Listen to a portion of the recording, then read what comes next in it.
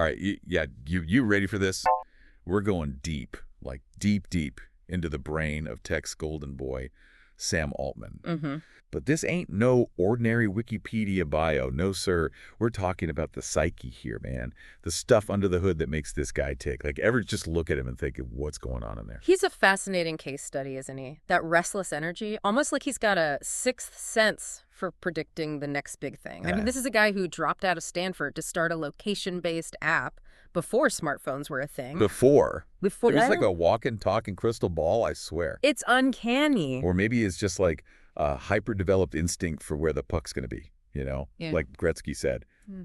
Anyway, point is, Altman's brain operates on a whole other level. Right. And we're going to try to, like, hack the mainframe, you know? Well, we do have that amazing interview from Harvard, Oh, yeah. right from the Lion's Den itself, Mm-hmm. where he basically lays bare his origin story. Okay. And then, of course, there's the Wikipedia rabbit hole, Oh, God. which, let's be honest, is a goldmine. Total goldmine. Although between you and me, I think the editors need to chill out a bit. Doomsday prepper, come on. Okay, but guns, gold, potassium iodide, that's not just prepping for a rainy day. That's prepping for, like, the apocalypse. It's a little intense. Right.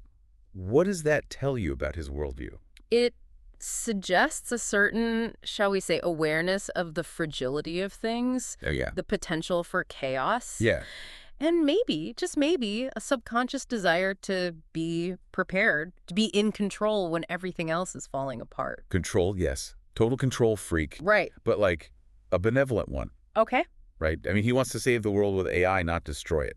I see what you're saying. Although, sometimes I wonder... That's the paradox of Altman, isn't it? Yeah, you know me. Deeply concerned about the ethical implications of AI, the potential for misuse. Right. But he's also the one pushing the boundaries, accelerating the timeline. It's true. It's almost as if he's playing both sides of the chessboard at the same time. Whoa, dude, chessboard. That's deep, man. Like, is he playing against himself? Is that what you're saying? It's possible. Because that's like next level psychological warfare happening right there. Think about it. On one hand, you have this intense drive to create, to innovate, to push the limits of what's possible. But on the other hand, this equally strong awareness of the potential consequences, the dark side of your own creation. Ooh, dark side. It's a duality that I'm sure weighs heavily on him. Duality, man, that's the word. Light side, dark side. Like, is Sam Altman the Luke Skywalker of AI?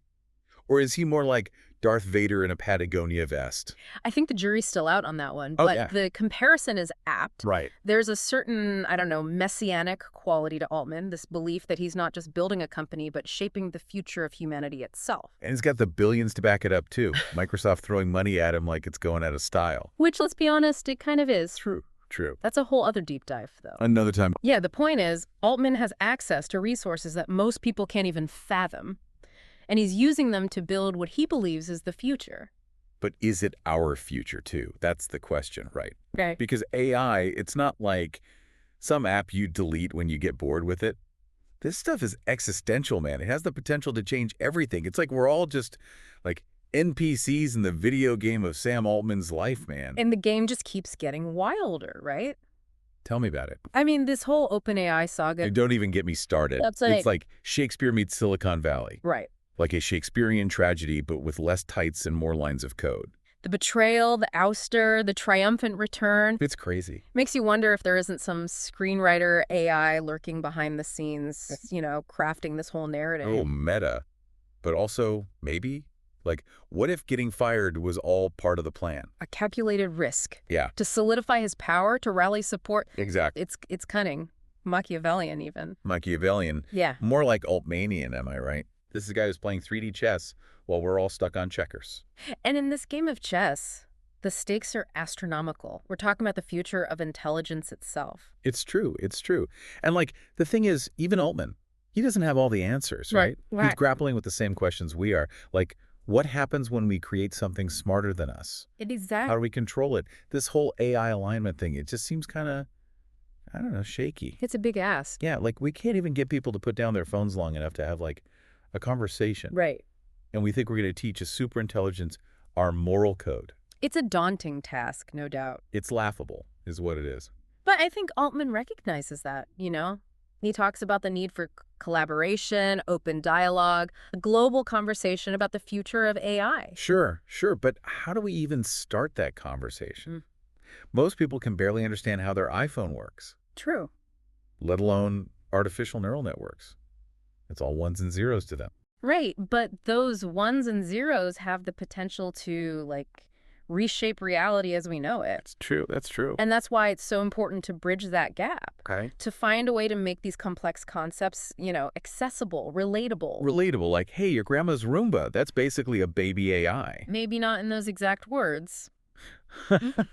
You get the idea, though. You get the idea, yeah. We need to find those entry points, those shared experiences that let people connect with the bigger picture. Because the bigger picture is pretty mind-blowing when you really think about it. I mean, we're talking about a future where AI isn't just some tool, it's a collaborator, a partner, maybe even a competitor. Or even something beyond that, right? Something we haven't even thought of yet. Exactly. Something totally new. And that's when it gets really interesting. Because then we're not just talking about technology, we're talking about philosophy, about consciousness, about what it means to be human. Dude, you're blowing my mind right now. Am I? Like, for real, for real. Yeah. My brain is about to explode. In a good way, I hope. In a good way. It's like you're pulling all these different threads together, Technology, philosophy, Yeah. existentialism. It's like a whole tapestry of craziness. It's all connected. And Sam Altman, he's right there in the middle of it all, weaving it all together. He's a fascinating figure. He's a trip, man, that's for sure. A walking contradiction, a bundle of ambition and anxiety, brilliance and blind spots. And let's not forget, the dude preps for doomsday while simultaneously building the very technology that could bring it about. It's a strange juxtaposition. Talk about a complicated relationship with your own creations, Yeah. right? It's like he's walking a tightrope, right? One foot in the future, the other in, like, the total unknown. And maybe, just maybe, he's starting to realize that he's the one being watched. Whoa, okay, now that's just, like, creepy, man. Because when you're talking about intelligence that's beyond human, Yeah. the old rules, they don't apply anymore. Yeah, it's like, imagine trying to explain the internet to a Neanderthal. Right. It would just fry their brains. Yeah. And the thing is, the stakes are way higher this time. We're not talking about fire or the wheel here. This is different. This is like existence itself, man. It's about the essence of consciousness. Okay, my dude, I need a breather. This is getting a little too deep for me. Oh, sorry. Got a little carried away. No, it's good, it's good. But yeah, Altman, he makes you think about the big stuff, whether you want to or not. He's a mirror, in a way, reflecting back our own hopes and anxieties about the future. So, like, what do you see when you look in the mirror? I see someone who's both excited and terrified at the same time. Same here, man. Same here. So where does that leave us? What's the final word on this Sam Altman character? Messiah or menace? Tech god or doomsday prophet? Honestly, I think the jury's still out. He's a work in progress, just like the technology he's building. And that's what makes this whole thing so damn interesting. I hear that. It's like the ultimate cliffhanger, right? Yeah. And we're all just along for the ride. Buckle up, my friend. It's going to be a wild one. You can say that again. And hey, to all you listeners out there, if you happen to figure out the meaning of life, the universe, and everything, before the singularity hits, Please do share. yeah, drop us a line, would you? Until then, we'll be right here digging deeper, questioning everything, and probably freaking ourselves out a little bit along the way. Sounds about right. Stay curious, my friends. Stay curious.